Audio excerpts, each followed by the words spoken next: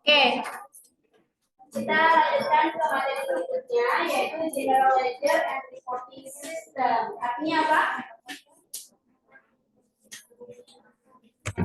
Oke, sistem buku besar dan pelaporan.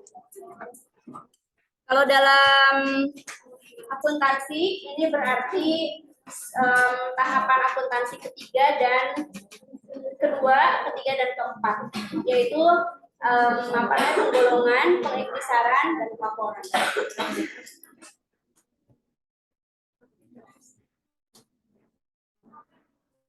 Oke, ya kalau mungkin kalian ingat ya ada diagram yang itu menggambarkan hubungan antara kelima siklus, ya siklus pendapatan, pengeluaran, produksi, payroll, dan ini.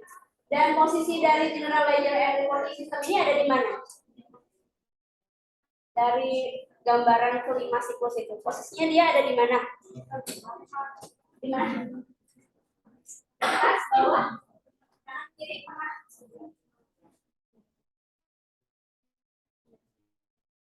Ada yang ingat gak apa-apa, salah juga, terima aja. Nah, aja. Ada di yang tengah, Cung. Atas, kiri, bawah. Ini tadi gak ada di tengah ya, kalau saya dengar ya. Benar kok. Jadi jangan ragu-ragu. Kok nggak ragu ya? Ya. Jadi General Ledger and Reporting System itu kenapa di tengah? Karena dia itu berhubungan dengan semua. Kalau pendapatan dengan produksi belum tentu berhubungan, pengeluaran dengan pendanaan belum tentu berhubungan. Tapi kalau General Ledger pasti berhubungan dengan semua. Kenapa? Karena setiap proses yang terjadi pada siklus yang lain itu pasti pada akhirnya outputnya adalah berupa pencatatan, ya. Siklus pendapatan kan ujung-ujungnya dicatat tuh transaksinya ya. Transaksi apa? Penjualan barang atau penjualan jasa, gitu kan? Dicatatnya kemana itu?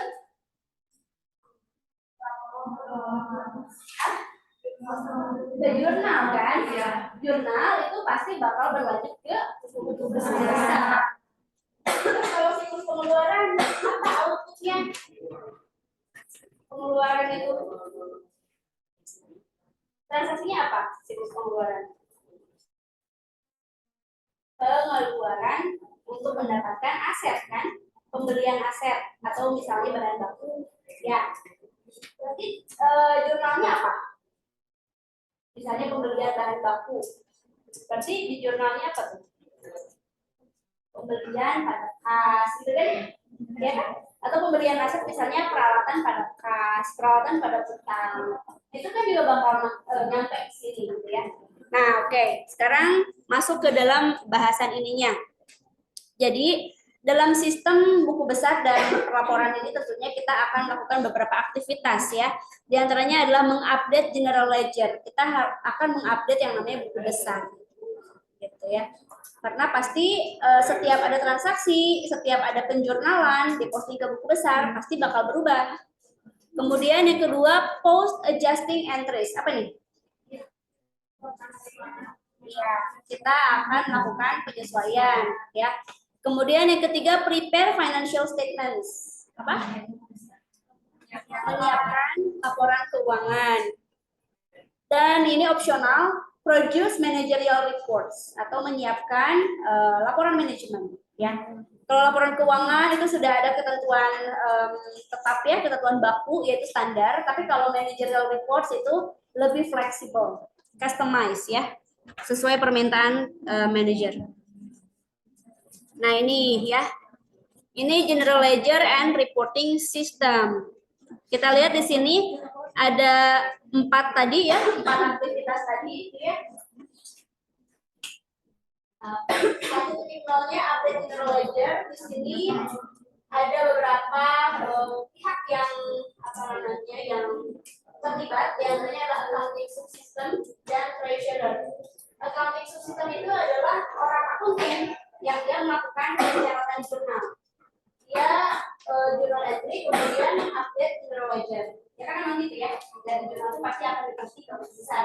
Kemudian di sini ada treasurer. Treasurer itu adalah kasir. Setiap dia sudah selesai bekerja, kasir itu pasti menghitung uang yang masuk dan disesuaikan dengan transaksinya. Hasilnya berupa journal entry juga. Jurnal dan update di sini. Nah, hasil dari update general ledger itu ada journal voucher, ada general ledger, ya. Journal voucher ini yang nanti berkaitan dengan pembayaran dan lain-lain. Kalau general ledger adalah misalkan itu sendiri.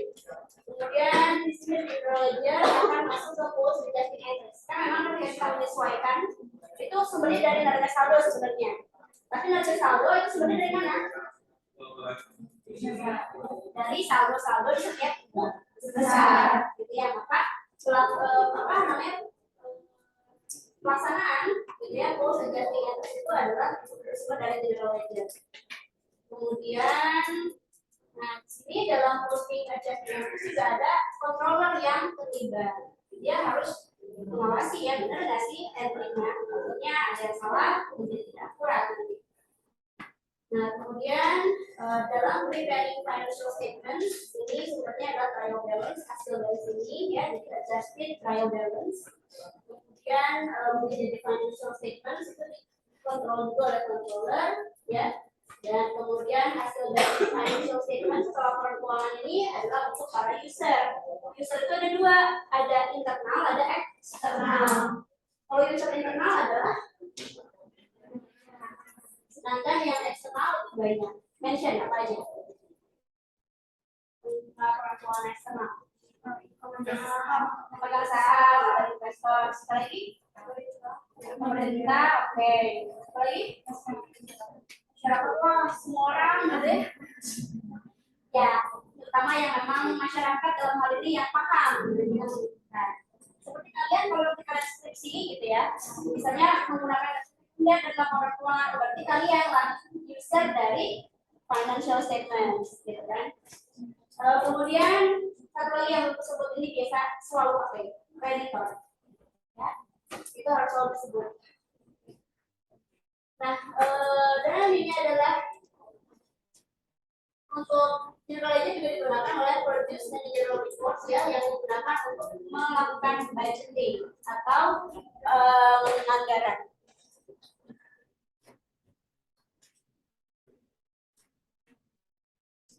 Nah ini sekarang kita bahas lagi-lagi threats and controls ya.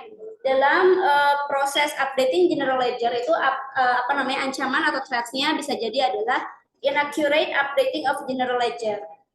Jadi nggak akurat. Nah ini bisa diantisipasi dengan melakukan controls berupa data entry, processing, integrity controls ya. Jadi pengawasan ketika menginputkan data. Kalaupun misalnya sudah terinput, maka direview lagi apakah hasil inputannya benar. Nah, ini ada 10 menit lagi ya untuk yang Zoom. Kemudian yang kedua adalah rekonsiliasi akun dari jurnal dan buku besar ya. Rekonsiliasi biasanya kan rekonsiliasi itu dengan bank, tapi rekonsiliasi juga bisa dilakukan yaitu antara jurnal dengan buku besarnya. Kemudian dilakukan juga audit trail. Audit trail itu yang melakukan penelusuran secara mundur ya. Dari laporan keuangan ditelusuri ke setiap transaksinya benar enggak. Kemudian ancaman kedua adalah unauthorized journal entries atau penginputan jurnal yang tidak terotorisasi atau enggak sah. Tentunya cara mengantisipasinya adalah dengan melakukan access controls ya. Jadi dibatasi akses untuk sistem, misalnya di password, gitu ya. Jadi komputer akuntan itu nggak boleh sembarang orang bisa masuk, harus akuntan itu sendiri. Di password diberikan enkripsi.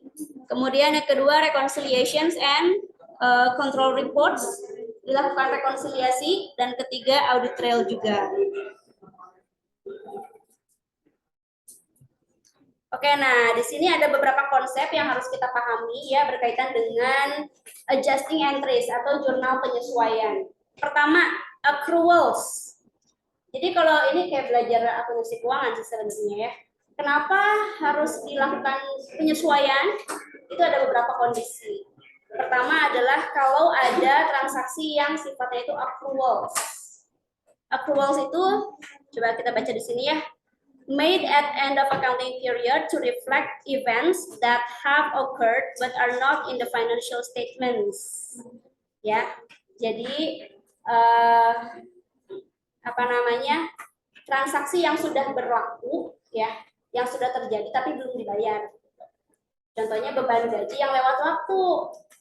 Nah, kalau udah lewat waktu kan nggak mungkin kita masih menamainya beban gaji, karena yang namanya beban itu akun yang hilang atau yang ditutup ya antar periode, nggak mungkin berlanjut, maka harus disesuaikan, dibalik menjadi apa, utang gaji. Nah, kalau itu bisa berlanjut ke periode berikutnya. Kedua adalah deferrals, jadi transaksi yang sifatnya kebalikan dari utang, apa, piutang ya. Contohnya adalah kita udah bayar duluan sewa, padahal manfaatnya belum kita rasakan, gitu ya. Bayar sewa untuk 1 tahun, padahal yang sudah dijalani per 31 Desember itu baru 5 bulan. Berarti untuk yang 7 bulan ke depan kita akui sebagai ya sewa dibayar di muka, sejenis piutang lah, seperti itu ya. Kemudian yang ketiga, jenis transaksi yang harus disesuaikan adalah estimasi, yang sifat itu perkiraan. Jadi bukan harga yang udah fix di awal. Contohnya adalah depreciation atau penyusutan.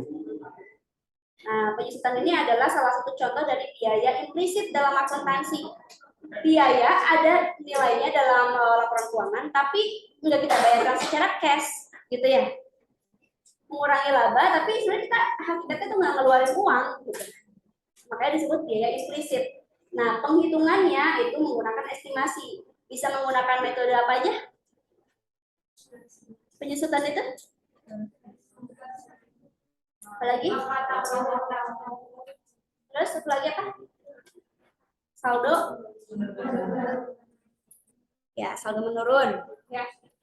Oke. Nah, karena berupa estimasi atau perkiraan, maka si perkiraan ini harus disesuaikan dari waktu ke waktu, gitu kan?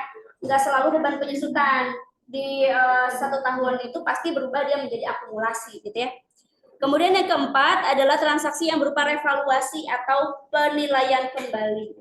Contohnya adalah kita di perusahaan itu punya peralatan yang nilainya 100 juta, tapi kita beli tahun lalu. Apakah tahun ini nilainya masih 100 juta? Kenapa bisa begitu? Gimana kalau bertambah? Ada loh aset yang dari tahun lalu kalau bertambah, kayak tanah, ya. Terus apalagi misalnya kalau punya tas branded, ya, itu kan nggak turun ya, malah kadang naik. Nah, makanya dari waktu ke waktu aset itu harus direvaluasi, diukur lagi si harganya itu berapa, ya, supaya di dalam keuangan nilai aset perusahaan itu benar-benar real gitu. Dan yang kelima adalah koreksi, ya. Jadi jurnal penyesuaian dilakukan kalau ada kesalahan, human error. Nah, disinilah fasilitas untuk melakukan koreksi. Oke, kemudian selanjutnya. Nah, dalam melakukan penyesuaian itu ancaman dan kontrolnya sama ya, inaccurate dan unauthorized. Salah atau nggak akurat atau ada yang tidak sah. Sama ya, kontrolnya seperti yang tadi, batasi akses, lakukan rekonsiliasi dan lakukan audit trail. Kemudian ini prepare financial statements and produce managerial reports. Nah, di sini traps-nya antara lain sama ya, inaccurate financial statements. Ada angka-angka yang tidak akurat, gitu ya. Dan ketidakakuratan itu tergantung tingkat materialitasnya. Nah, yang disebut dengan material, ada di sana? Material, ya, material. Ini konsep dalam akuntansi yang harus kalian pahami. Jadi boleh ya dalam laporan keuangan itu ada ketidakakuratan, tapi dalam batas yang tidak material, yaitu dalam batasan kalaupun misalkan salah, tidak akan mengubah keputusan manajer, keputusan seseorang. Nah, yang disebut material adalah salahnya itu salah besar gitu, sampai-sampai mengubah keputusan para stakeholder.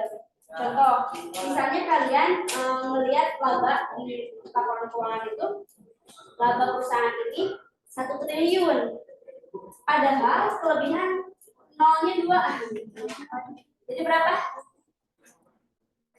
Kelebihan kan 1 triliun itu 1.000 miliar ya. Sekarang tadi katanya berapa? 100 triliun ya. 100 triliun. Triliun apa sih? Apa lah namanya juga. Berarti 1 triliun aja gitu kan. Nah, kira-kira itu kalau kalian jadi investor mengubah nggak? Mengubah keputusan nggak? Mengubah dong, ya kan? Ini gede banget dong, ya. 100 triliun jadi 1 triliun. Nah, berarti hilangnya juga 99 triliun. Mengubah keputusan. Tapi kalau misalnya gini, salahnya itu, jadi tercantum di sana 1 triliun, padahal harusnya 9,99 triliun. Kira-kira mengubah nggak keputusan kalian? Oh ya, cuma 1 triliun ya, kan? Gitu ya. Oke, ya jadi maksudnya apa namanya tingkat materialitas ini adalah batas toleransi kesalahan. Ya. Makanya dalam opini audit, ketika misalnya laporan keuangan itu diaudit oleh KP ya, kantor akuntan publik, hasil audit yang paling bagus itu apa? Opini audit yang paling tinggi, yang paling bagus gitu. Pokoknya kalau dapat itu berarti oh ini laporan keuangannya bagus lah. Tahu nggak? Saya kasih tahu ya. Namanya adalah wajar tanpa pengecualian. Lo tahu kan? Definisi ini apa sih? Apakah tanpa pengecualian itu tanpa kesalahan? Tidak, ada kesalahan tapi masih wajar, tidak material. Jadi selevel laporan keuangan yang WTP itu ada kesalahan, tapi tidak material. Dan itu boleh, gitu ya. Oke, nah cara mengendalikannya diantaranya adalah processing integrity controls ya sama. Kemudian use of package software, gunakan software yang sudah didesain khusus untuk ini, namanya ERP. Saya sudah pernah menyampaikan materi ini, sudah ya? Singkatan dari Enterprise Resource Planning. Ini software memang mahal, tapi bagus gitu. Bagusnya apa? Dia itu sudah memfasilitasi perusahaan untuk mengintegrasikan semua datanya dari semua siklus yang ada, sehingga dari semua siklus transaksi terjadi saat itu juga laporan keuangannya bisa dibuat real time. Itu untuk mencegah inaccuracy ya.